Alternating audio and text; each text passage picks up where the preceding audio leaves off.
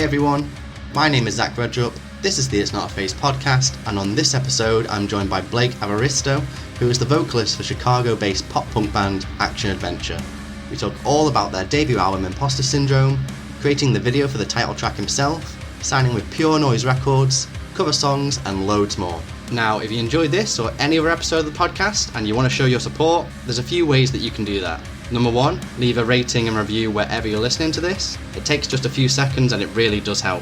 Number two, share this on your social media, whether that be Instagram, Twitter, Facebook, wherever. Or number three, if you want to go the extra mile, you can pay a little bit each month to join the Patreon, and in return you'll get access to episodes early along with some of our perks, or you can pick up some merch from the store. All the links to that and the podcast socials where you can follow us can be found at itsnotaphase.co.uk. That's itsnotaphase.co.uk. And now with all that out of the way, let's jump right into this week's episode of It's Not a Phase. What's up everybody? Thanks for joining me on this episode of It's Not a Phase, where I'm joined by Blake Evaristo, who is the vocalist for Action Adventure. How are you doing, man? Good, how about yourself? Yeah, all good, man. All good here. So, I mean, the big news for you guys is obviously your debut album, Imposter Syndrome, that came out not too long ago. How does it feel to have that record now finally out there? And, you know, with it being a debut record, how do you think it kind of makes a statement about you guys and what you're all about? Yeah, I mean, we all kind of share the same sentiment. Like, it feels like, of course, it feels great to have it out, but it's nuts because we recorded Imposter Syndrome like last November of last year. And it's kind of like that whole year of like, you know, making like music videos and going on tours, and like feels like a whirlwind. So to have it out, it's just like a kind of like a sigh of relief, and to see the response it's been getting, you know, we're super grateful for it. But yeah, it's good to have it out. Yeah, I bet it's kind of a relief as well. You know, you've been sitting on those songs for, you know, nearly a year now, and now you can actually, you know, talk about them with people. You can actually play them live, and people will actually know the songs. Yeah, it's always weird because, like, for us, you know, we sit with them for a really long time, even before that, like while you're writing. So it's like it feels like they're old songs almost mentally, but then when they release, they feel like just as new as everyone, you know, as everyone's hearing it for the first time. So yeah, it's definitely a crazy roller coaster of emotions, but yeah, it feels good to have it out. Does it kind of give you like a fresh perspective as well? Because, you know, you've got these, you know, you like you said, you've known these songs for X amount of months, whereas these are brand new to people. And then, you know, they're talking about these songs to you. And does it give you like another look at what the songs are and what they mean? Yeah, 100%. Like, we always talk about how like we always share what they're about to us, but we always love hearing other people's interpretations, because I feel like everyone comes from different backgrounds and takes music and lyrics differently. So seeing a bunch of fresh takes and even shared takes that we also have, like, it's a really cool perspective to get. And yeah, it just feels like it's renewed and refreshed. So why the title Imposter Syndrome for the album? Why would you go with that? Yeah, so we always talk about like when we started getting traction, because we've been a band for like nearly 8 years now, which is like crazy. But we really didn't start getting like really a lot of attention till the pandemic. Actually, we pretty much our whole shtick was that we recorded a 1-minute music video and put it on TikTok. It was our first post ever, and it got viral, and we got all that cool, you know, social media attention. But that was like during the pandemic, so like we had this like weird sense of like none of these things felt real to us. We almost felt like we didn't belong, because like we have all these like weird online numbers. We didn't play a show though till like 6-7 months later, and you know, we're playing tours with our favorite bands that we grew up listening to, and it all felt great, but a part of us felt like we didn't belong, or none of it felt like real. You just felt like, what is this? Even like when we were talked about, like when we signed with Pure Noise, like he had this like romanticized idea of like, we're going to be at this long table, you know, with like that. And it was us like on a Zoom call, like filling out DocuSign and trying to figure out how to put it in a PDF, you know? So it was like a weird kind of like experience where like it's everything we've wanted, but in a weird kind of different dimension, I guess. Yeah. That sense.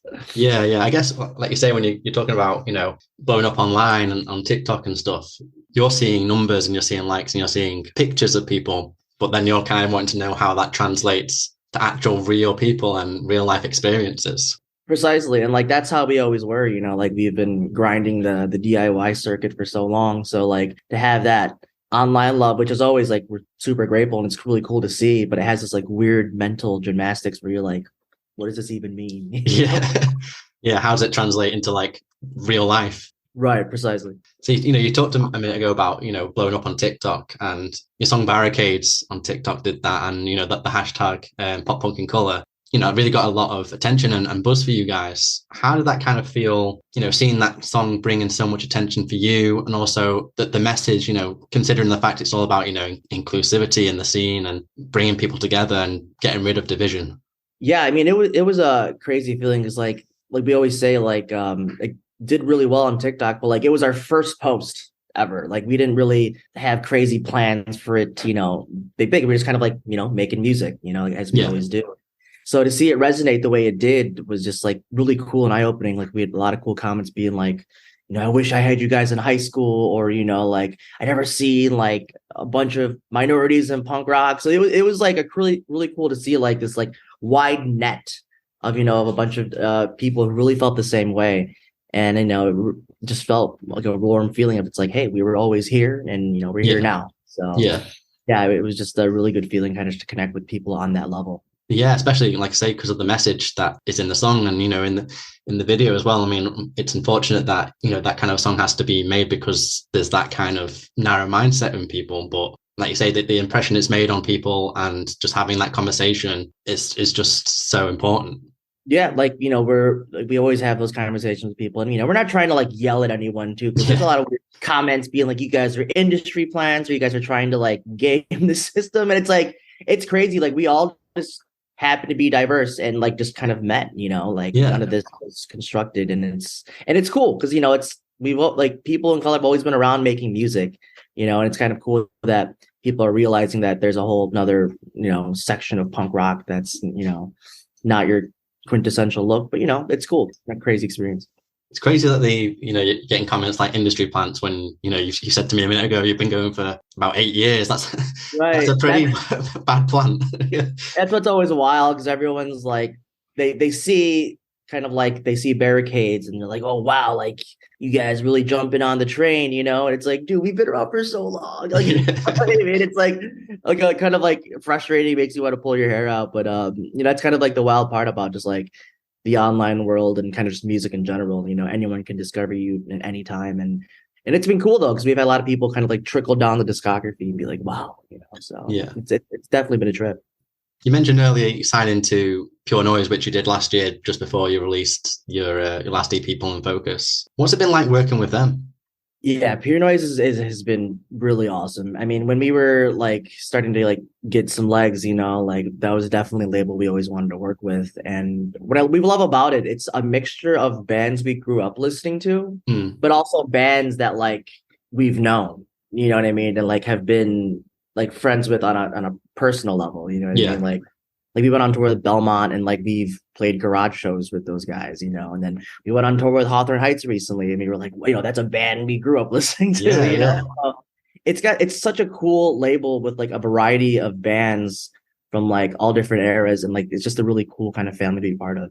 Yeah, like you say, it's such a respected and iconic label in the scene, and like you say, there's such a mixture of different bands. Like you say, you've got bands like Belmont, but then you've also got Hawthorne Heights and The Story So Far and bands like that. So it must be so cool to be in that kind of sharing the roster with those kind of bands. Yeah, that's pretty much it. Like it's just such a wide array of bands at different points of their careers, and it's just cool to be a part of that conversation now and just like be peers with bands we grew up. But we had a lot of that happen this year, and it's been surreal, honestly. Yeah. Speaking of Pull and Focus a little bit, like I say, it was the EP you put out last year. I think it was it April last year that came out? I believe so, yeah. I believe you said you guys started writing for Pull and Focus as early as 2018, which is such a long time. Yeah. It's like we're always kind of like always working, always writing. And pre-pandemic, like we were practicing like nonstop, when we can. And we're a band that kind of like will write as much as we can and kind of just like pick and choose and axe things that don't work. But it's crazy to think that songs like I think Tuck Everlasting was like released earlier, and like that's been written for a while. Poser was written for a while. And even on songs on Imposter Syndrome are kind of the same way. We have some really old songs on that record. Okay. That were worked on years ago, and they're finally seeing the light of day. So it's we're always just kind of working, and we're never counting songs out, Yeah. What's the oldest song on Imposter Syndrome then?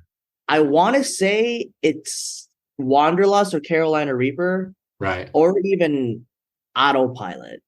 Right. Okay. I know it's like those three. So I mean, those three songs are definitely on the older spectrum because like writing that record was insane because one, it also happened during the pandemic. So like we have those songs that were written like years ago, and then we have other songs that were like worked on like to the wire. You know what I mean? So that also record kind of covers a wide breadth of this band's history and stuff. But yeah, Wanderlust, Autopilot, and Reaper go way back. Like we remember writing Carolina Reaper back when we practiced in our guitarist's parents' basement. You know what I mean? Okay.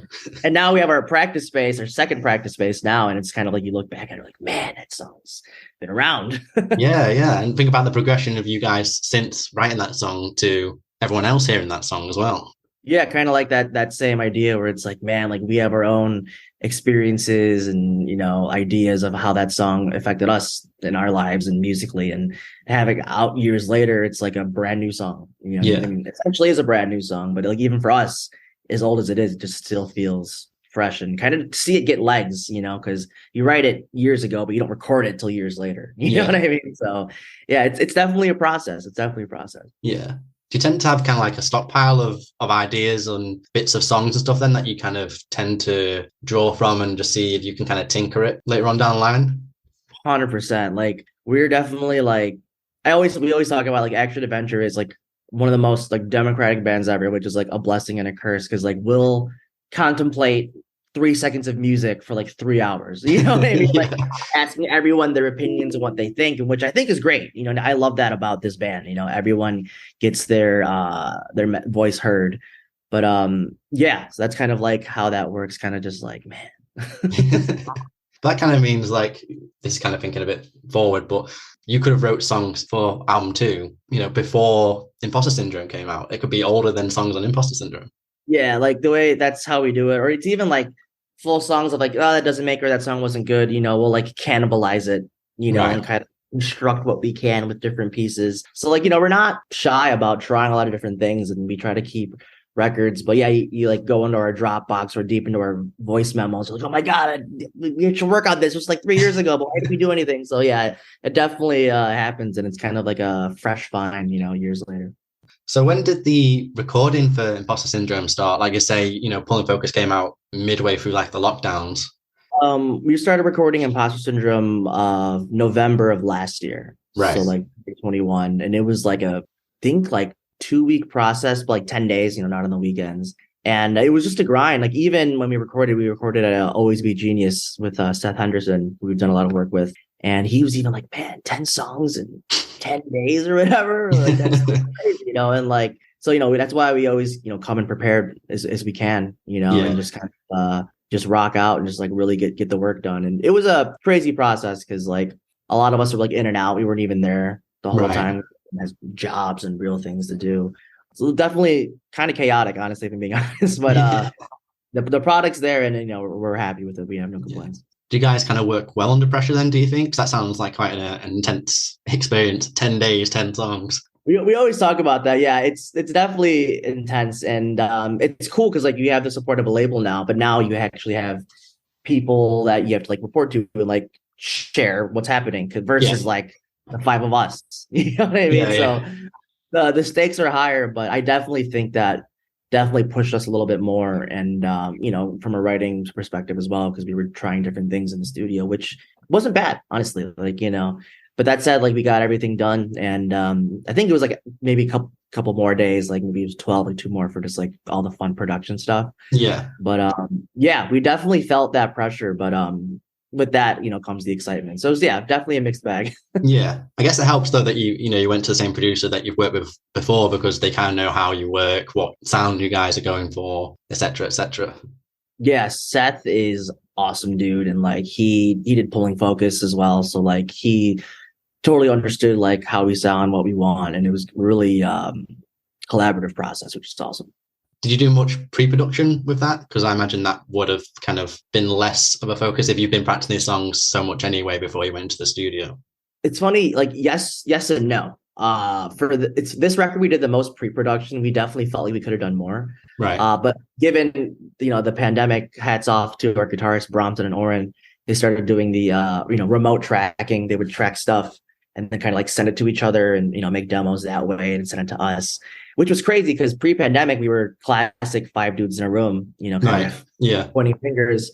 But yeah, with the pandemic and everything, we had to kind of, what's the word, like modify how we write, and adapt. There you go, and adapt to it. And so some of those songs were written like fully remote, and kind of just like showed up to the studio. It's like, all right, let's figure this out. It definitely worked out. But yeah, there was definitely extensive pre-pro, and hats off to those dudes for carrying that torch. I also love the cover artwork you've gone with for the album, and I saw that Apple Music even has like an animated version of the artwork as well, which is pretty cool. Yeah, it's definitely we're stoked on that one. Who did you go with for that? So it was pretty cool. So we got the initial concept of like the face coming off. That was like Adrian, our drummer's kind of like idea. And we kind of shopped around, and I came across this artist on Instagram called Shane Wheatcroft is his name.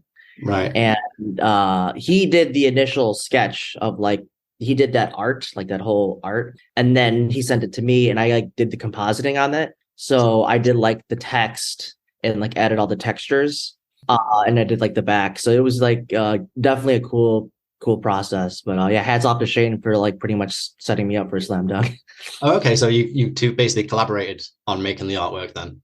Yeah. I always like make it a point because again, I do like the content thing outside of the band. But yeah, he made like the main art, like the face coming off, which was like crazy because I was like, man, he really nailed it. He stuck the landing. And but yeah, from there I took it. I added like the Action Adventure Imposter Syndrome text and added some textures on it to make it look weathered. But it was definitely a cool collaborative process. Cool, man. So between Pulling Focus and Imposter Syndrome, you also put out a few covers. You did The Last Great American Dynasty by Taylor Swift, and you also did Meet Me at Our Spot by The Anxiety and Willow. What was it like kind of putting your own spin on those two songs? We had a blast. I mean, we loved about doing those songs is like, those were songs we just liked. Yeah. Because it wasn't one of those like, oh, what's trending on the top 100. It was a very natural, like, us hanging out, like, dude, what if we covered this song? And it's funny because Meet Me at Our Spot was a song like we would always jam that in on tours in the van, like on repeat. So it was cool to kind of take a song that we enjoyed and kind of adapted it to our own. And it was kind of just a fun process, like low stakes, kind of just like hanging out with your friends and writing. So that was like a blast. And on that song we got Alex Melton as well. Another Pure Noise homie roster, and he was awesome. So it was cool to work with him. And the Taylor Swift song was also crazy because we took a slower song and kind of beefed it up. Yeah. So and it was cool because it wasn't like one of her all of her songs are hits, but it wasn't her mainstream because Taylor Swift covers have been done for sure. But we threw our hat in the ring, and we're happy with the results. Well, you mentioned before that these are kind of songs that you guys love, and I think that always makes a difference when a band covers a song. Like, you've got to actually know and enjoy the song, because who knows how long you're going to be playing that live. Right, exactly. And like, that's what's funny about covers. It's like a lot of it's like, oh, you got to jump on what's trending. I'm like, yeah, it's true, but like, you want to make it fun. You know what I mean? And yeah, those two covers were definitely a fun thing to do, kind of tie us over to from getting us to the full length. So yeah, we made a fun video of Meet Me at Our Spot too, just kind of like a fun process. Are there any other songs that you guys haven't quite covered yet that you'd love to kind of take a stab at? We definitely talk about it a lot in passing, being like, man, what if we covered this or what if we covered that? There's definitely a backlog of ideas we've had. And again, we always kind of have that conversation. It's like, man, do people even like this song still? Like, which is kind of funny. Like, we always kind of have that conversation with us. But then it goes back to the idea. It's like, well, yeah, but do we want to do it? And is it fun? So it's definitely conversations to be had. But yeah, we definitely be talking about covers for sure. Yeah. I think it's always risky as well, isn't it, with covers? Like, there's so many bands you could probably reel off that have done covers and they're kind of known for that cover, and you don't want to be known for a cover, do you? You want to be known for your original material. Yeah, that's always like a weird thing for sure in the cover universe. So there's a song on the album called FNBP. Now, I don't know what that stands for. What does that stand for? I even Googled it and I couldn't find out what it meant. For sure. So It's Adrian, our drummer, was penned that one, and it's pretty much like full body positivity. Yeah, it's like, oh no, it's yeah. Well, I'm not gonna say it, but it's like fat body positivity, and he drops the N word, and it's Oh, kind okay, of okay. we're talking about how like he's talking about he's like a bigger dude, and it's like crazy how we've come out, in the society where like we're really kind of embracing different body types now. And it kind of just like a funny conversation we had and kind of like rocked that acronym. And it's a vibe, you know what I mean? Like, and it's cool because you always talk about it. Like when we go up on stage, like kind of going back to barricades, like we don't really fit that mold, you know what I mean? Yeah. And that saying kind of embraces that, where it's like, hey, we're in a new kind of era where we're kind of embracing all body types. So, why not kind of add a fun acronym to that? But Yeah. Well, like, yeah, I didn't get it. So, no, for sure. It's yeah. definitely one of those, like, we kept it under wraps, but we've shared it, when people ask, And there's also a song on the album which is Frozone, True King in the North. So is that Frozone, the guy from The Incredibles? Yes, 100%. That song was killer. That was like a really heavy lift. Again, just talking about all the pre-production. That was like Oren and Brompton just really riffing, and they just killed that song. That song slaps. But yeah, that's for sure The Incredibles, which is always fun, man. Like all those like crazy it's like titles from back in the day. Yeah. Resurrected that. You don't really get them that much anymore. Like, Fallout Boy, what's that song? Right. Tell Mickey made our list of favorite of things to do today and stuff like that. Yeah, I slept with some Fallout Boy and all I got was this song or something. Yeah, Yeah, we definitely embraced that kind of in some of these titles for sure. So yeah, I mean, bring it back, I say. Yeah, why not? Are you guys kind of like quite into Disney films then? Yeah, definitely. Like, funny enough, like talking about covers, like we always talk about doing a Disney cover at some point. So yeah, well, we're a bunch of this like media nerds for sure. Well, I don't know how well you know them, but there's a band, Our Last Night, and they just put out a Disney covers album. I think it's like 23 songs or something. Sure, it's funny. We always talk about that band because like now they're like killing it on YouTube with the covers, but like we also grew up listening to them, and they also have killer discography outside of that. Yeah, it's crazy like how big their covers are. Like that's kind of they don't want to be considered a covers band, and they're not. But right, and they kind of speaks to their longevity. They've been in the game for so long, and you respect it. But yeah, there's definitely a weird kind of split, I'm sure, in their fan base where you're like, dude, but they have albums too that are sick. But yeah, those guys are like always killing it. But when fans are like that, I just kind of think, here's an idea. Just don't listen to the covers if you don't like them. Just listen to the original stuff. Right. Yeah. It's like I said, it's just funny because you're always kind of just sharing like, yeah, but they have this. But it's funny because when we're choosing covers, where it's like, all right, we need to make sure they didn't do it. Yeah.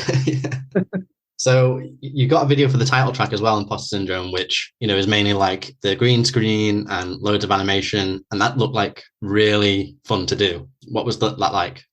Yeah, it was crazy. So I animated that one actually. Oh, okay. Crazy. Yeah. And it was a lot of fun. Like what I loved about it was like it was one of those things like we just got like we super DIY. We set up the green screen in our practice spot. Okay. And our practice spot, like it's already cramped. You know what I mean? So like we're hanging up these lights and trying to like make shit work. And honestly, it was very like it was just like really haphazard and like super DIY. But what I liked about it, it kind of like brought me back to just like hanging out with your friends and like making shitty videos or like rough music, and you didn't really care if it was like super clean or tight as long as you're like having fun and it kicked ass. So that was dope. I had a lot of fun doing that one with them. Pretty much was like, hey, let me shoot a bunch of things on green screen and bring it into the program. And it's kind of like a blank canvas at that point, sky's the limit. And pretty much had a blast doing that, and I pretty much used a lot of influence and like stop motion animation, and there's a lot of video game references in there too and small Easter eggs. But Imposter Syndrome was a blast, and I'm really proud of how that video came out. And it was such a crazy intro to the record, and we kind of wanted a video to match that. So we always talked about doing an animated video, and we're like, this is the one. Let's check that box. And it worked out. It's bonkers. It's quite a statement as well to have the title track of an album also being the first track of the album, because that kind of like sets the tone, doesn't it? You're basically saying this is the album 100%. Yeah. Like it's always cool. Similar to like Barricade. There's like only really like 2 or 3 lines of lyrics in there, but it kind of like, I think it encapsulates like, here's like the thesis for the record. And Yeah. here's a bunch of killer instrumentals to kind of show you what we could do. It's funny because like with 10 songs, like there's a lot of room to like do fun stuff. And we were always teetering to like, oh man, are we shredding too much on this, or are there too many breakdowns? But now that we had 10 songs, we're like, fuck it, let's go nuts. Yeah. And Imposter Syndrome does that in a pretty cool package where it's like we can riff, we can write catchy stuff, but let's jam out for a minute and a half and kind of introduce you to this record. I was just going to ask, like, what's kind of the difference between writing for a full length as opposed to an EP? Because, like you say, you've got more tracks, you've got more room to be a bit more flexible and kind of, expand, your showcase of what action adventure can do. Right. I mean, that's like the beauty of it. You know what I mean? Like this is our first full length ever, and like talking about like how we're always writing. It's like, wow, we actually have room for songs that we usually don't have room for. So, you strategically pick songs that will fit. But there's also times where it's like, dude, we have 10 songs. Let's throw in Carolina Reaper. Like that's a perfect example because like that song's pretty much post-hardcore. Yeah. You know what I mean? And we're like, man, I don't think this would fit on Pulling Focus. You know what I mean? Like that's a perfect example. But like now we have this full length and we're doing a lot of different things. And that song kind of, I think, found its place. And the response has been great. People love that song. Yeah, there's definitely room for more experimentation, and we're a band that likes to kind of push ourselves sonically. So having that room has been dope. Were there any experimentation ideas that didn't quite make it onto Imposter Syndrome because maybe they were a bit too left field, perhaps? Yeah, I'm sure. I mean, there's a lot of times like while we're writing, we're like, I don't know, man, that might be too crazy. You know what I mean? Like everyone kind of has that trump card to be like, you know what? I'm gonna use my card here. We're gonna do this. But I don't think anyone used their card then. But yeah, I think everything on there pretty much baited. But I'm sure there'll be more surprises, and there's always kind of testing for sure. Yeah. And what about kind of like lyrical inspiration? What were you kind of drawing from throughout Imposter Syndrome? Yeah, I mean, like kind of shared, like we definitely feel it. And I don't even use it in the past tense. Like we always feel like we don't belong. And a lot of it comes just from how long we've been grinding and the weird state of like how the music scene is with like social media and stuff. And so yeah, kind of just deals with us being a band and being in this for this long and dealing with the trials and tribulations of doing this thing that's nearly impossible. And like we always talk about like, because like we always talk about a lot of it in the songs too, like we're all pretty grown as well for like the scene, like one of us has a kid, and he makes it work, and we all full-time jobs and we make it work. So it's kind of just like that lather, rinse, repeat of grinding and playing empty shows and floors and kind of graduating from that. So the goal is to hopefully, kind of have this record come out and we kind of like confront it. But, that's kind of like where it came, is kind of like dealing with what we've kind of been dealing with the last, 8 years. Which is a long time. Yeah, a lot of experience, and we've definitely experienced a lot of the cliches, so yeah, lots to talk about for sure. And nothing really groundbreaking, but we do wear our heart on our sleeves, I'd like to think, on this record. Yeah, I mean, you don't have to be a band that kind of reinvents the wheel as long as you actually can do it well. And you guys do on Imposter Syndrome. Like it's a defining statement for you guys, I think. Debut album, just got to kind of show who you are, what you've got, and what you're all about. Thank you. Like we were kind of talking about it, like as long as people can walk away with something, then it's a feather in our cap. But, we made sure to like everything on that record is genuine. So yeah. If that comes across, then like that's awesome. yeah because that'd be even worse, wouldn't it? If you weren't genuine, then you've got to kind of like carry that material with you for X amount of shows going forward, and exactly no one wants that, not even you. Exactly. And like I said, like we're a band that's very meticulous and we'll dissect everything. So every part lyrically, instrumentally was definitely thought about, and we do everything with intent. What else have you guys got planned for the rest of the year? I know the year's not nearly over, but the rest of this year and 2023 so far that you can talk about.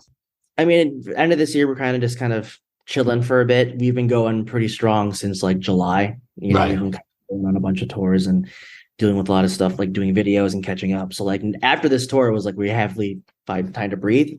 So we're kind of like probably just breathe for a bit, maybe start writing again, and next year kind of see what the tour world has for us, and hopefully hit the road as much as we did this year or even more. Well, hopefully you come over to the UK soon. That'd be cool.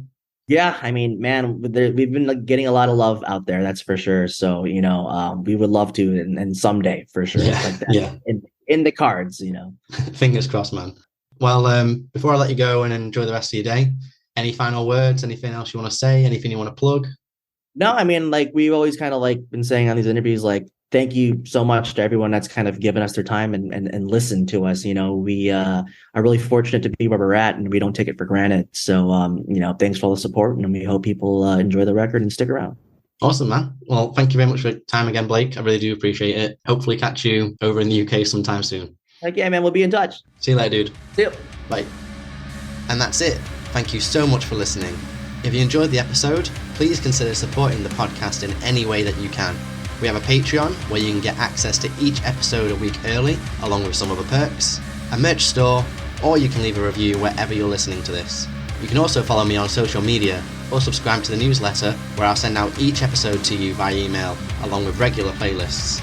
All of this can be found at itsnotaphase.co.uk. That's itsnotaphase.co.uk.